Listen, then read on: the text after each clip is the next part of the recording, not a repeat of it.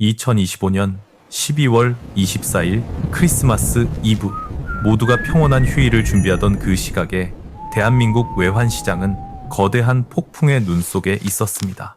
평온하게 1480원대를 횡보하던 원달러 환율이 단 몇 시간 만에 30원 넘게 수직 낙하하며 1450원대로 주저앉는 기현상이 발생했습니다. 국제적인 돌발 이벤트도 한국 경제의 갑작스러운 체질 개선도 없던 상황에서 벌어진 이 급락은 시장 참여자들에게 강력한 의구심을 던졌습니다. 전문가들은 이 현상을 두고 보이지 않는 손이 아닌 정부의 매우 거칠고 강력한 손이 직접 개입했다는 사실을 확신하며 혀를 내둘렀습니다. 환율이 이토록 급격하게 요동치면 수입 물가부터 기업의 실적까지 모든 경제가격 체계가 뒤흔들리기 때문에 대중의 관심은 뜨거워질 수밖에 없습니다.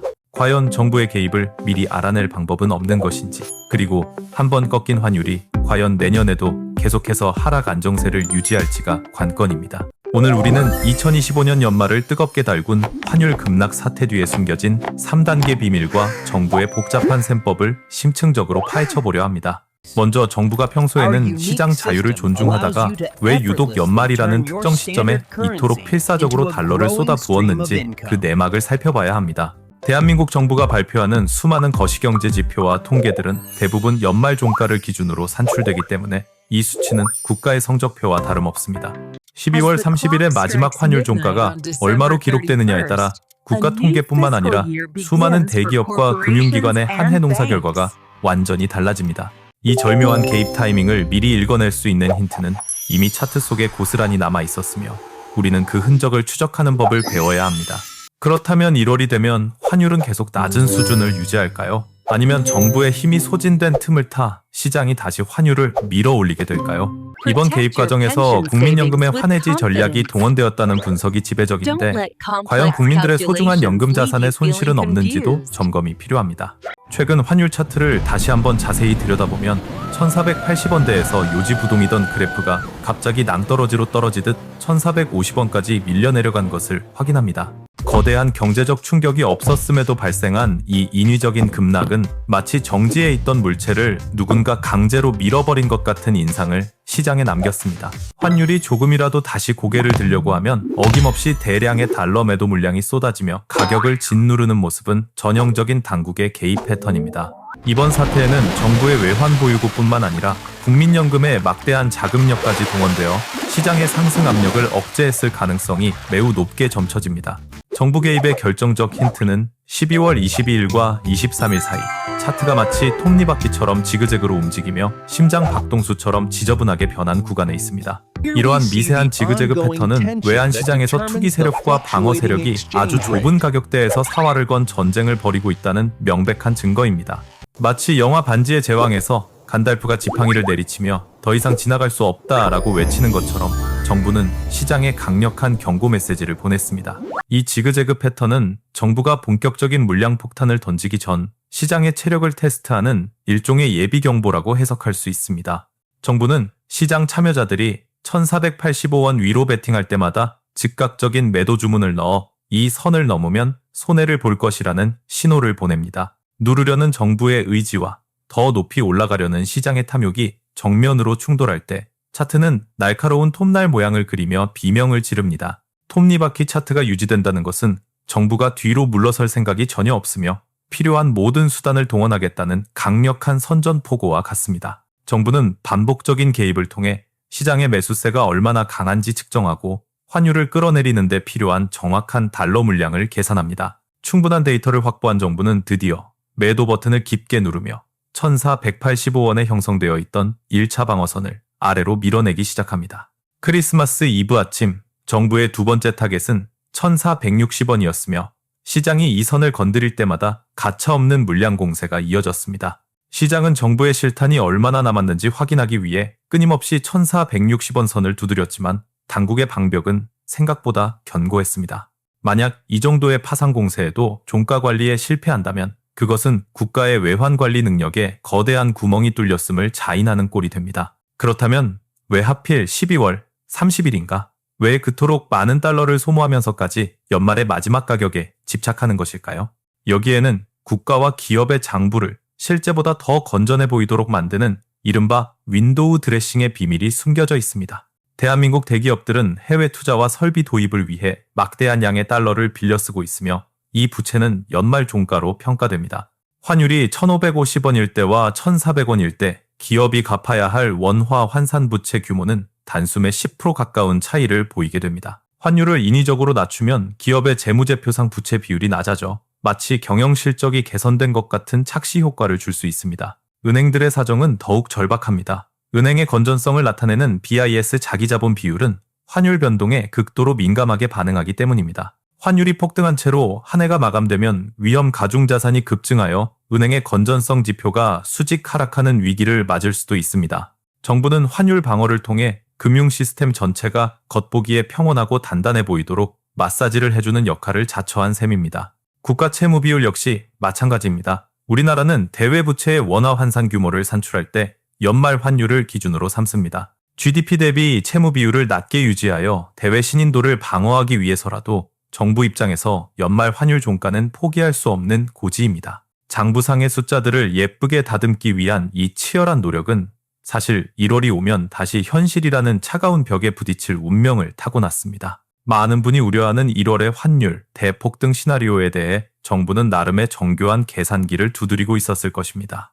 다행히 1월 초에는 연말의 선적을 마친 우리 수출 대기업들의 달러 대금이 국내로 속속 입금되는 시기입니다. 해외 지사에 머물던 달러들이 본사의 결산을 위해 원화로 환전되면서 시장에는 자연스럽게 달러 공급이 늘어나게 됩니다. 정부는 이러한 계절적 요인이 주는 일시적인 안정감을 믿고 연말에 가용한 모든 화력을 쏟아부어 종가를 관리한 것입니다. 하지만 이러한 효과는 어디까지나 임시 방편일 뿐이며 근본적인 체력이 회복되지 않는 한 환율은 다시 튀어오를 준비를 합니다. 시장은 생각보다 훨씬 영리하고 냉혹하기에 정부의 개입 여력이 바닥나는 순간을 호시탐탐 노리며 다음 공격을 준비합니다. 결국 1월 중순을 넘어 2월이 되면 인위적으로 눌러놓았던 환율과 시장의 실질적인 수요가 다시 한번 진검승부를 벌이게 됩니다. 여기서 우리는 과거의 사례를 통해 이번 환율 전쟁의 결말을 예측해 볼 수 있는데 1997년 외환 위기는 아주 뼈아픈 교훈입니다. 당시 정부는 바닥을 드러내는 외환 보유고를 무모하게 투입하며 환율을 막으려 했으나 결국 국가 부도라는 최악의 성적표를 받았습니다.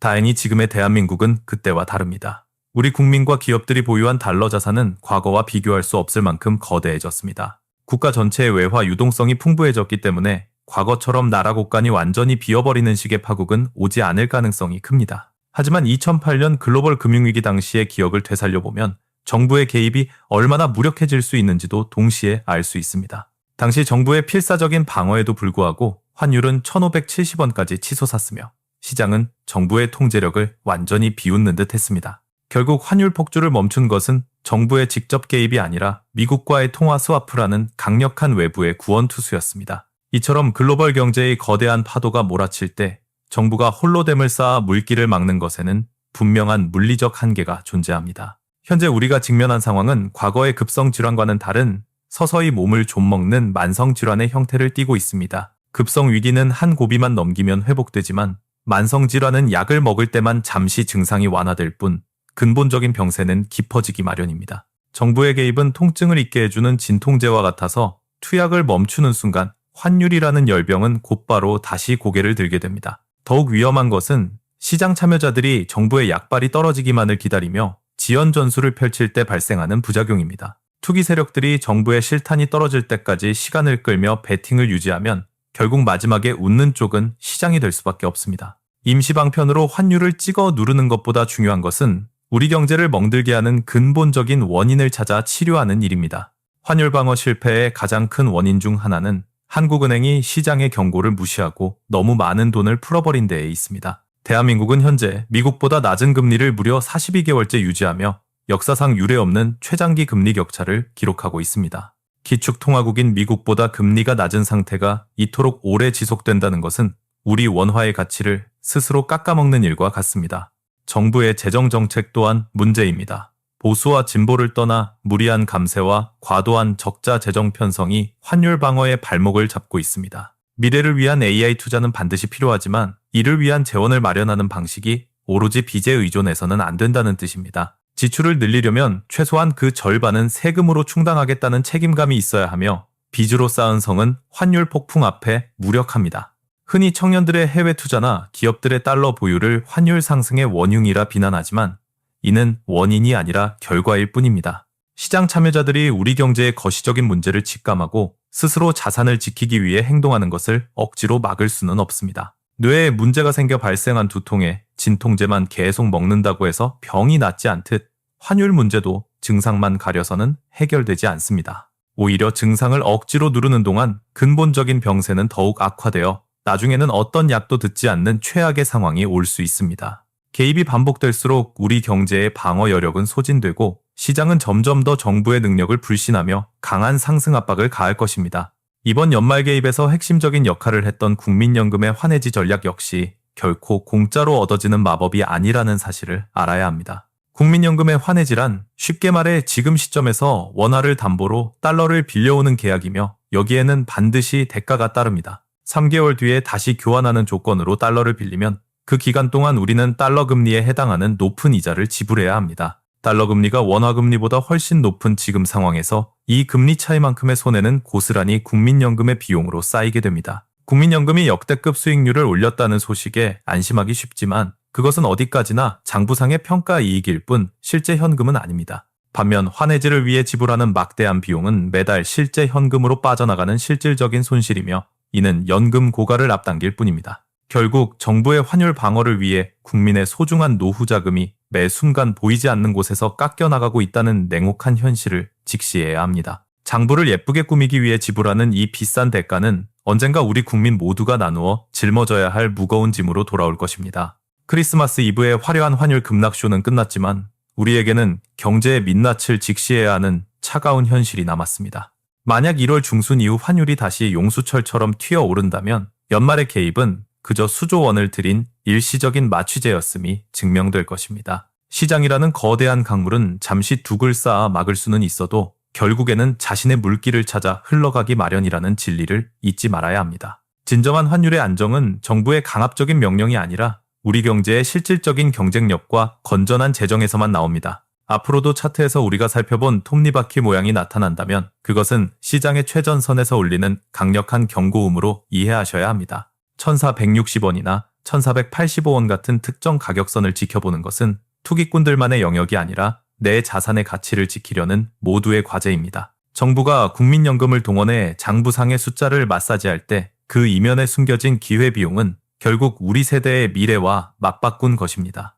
우리는 지금 지정학적 변화와 경제 주기가 그 어느 때보다 빠르게 회전하는 격동의 시대를 살아가고 있습니다. 정부가 환율을 눌러놨으니 안심해도 된다는 막연한 믿음은 변화무쌍한 금융시장에서 가장 위험한 도박이 될 수 있습니다. 이제는 뉴스 헤드라인 너머의 본질, 즉 한미 금리 격차와 경상수지, 그리고 국가 채무의 질을 스스로 판단할 수 있어야 합니다. 대한민국은 더 이상 1997년의 나약한 국가가 아니지만 그렇다고 미래를 낙관하며 주저앉아 있을 만큼 한가한 상황도 아닙니다. 개인이 달러 자산을 보유하는 것은 애국심의 문제가 아니라 변동성 높은 시대의 가족의 생존을 위한 지극히 합리적인 방어 기제입니다. 정부의 역할은 인위적인 개입이 아니라 원화가 강세일 수밖에 없는 튼튼한 경제 생태계를 조성하는 데 집중되어야 합니다.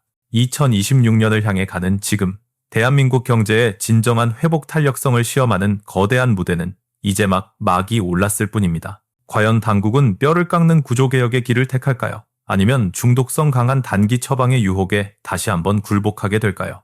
그 질문에 대한 답이 우리 원화가 세계 시장에서 신뢰받는 화폐가 될지 아니면 불안의 상징이 될지를 결정하게 될 것입니다. 환율 개입의 메커니즘을 이해한다는 것은 정부가 보여주는 화려한 윈도우 드레싱 너머의 진실을 볼 수 있는 눈을 갖는 것입니다. 화려한 수식어로 치장된 통계보다는 차갑고 객관적인 데이터에 집중하고 설명되지 않는 급격한 움직임에는 늘 의구심을 가지십시오. 환율 전쟁은 아직 끝나지 않았으며 이 전쟁터에서 살아남기 위한 첫걸음은 누가, 왜, 어떻게 시장을 움직이는지 정확히 아는 것입니다. 급변하는 세상 속에서 여러분이 가질 수 있는 가장 강력한 자산은 폭풍우 속에서도 길을 잃지 않는 명확한 경제적 통찰력입니다.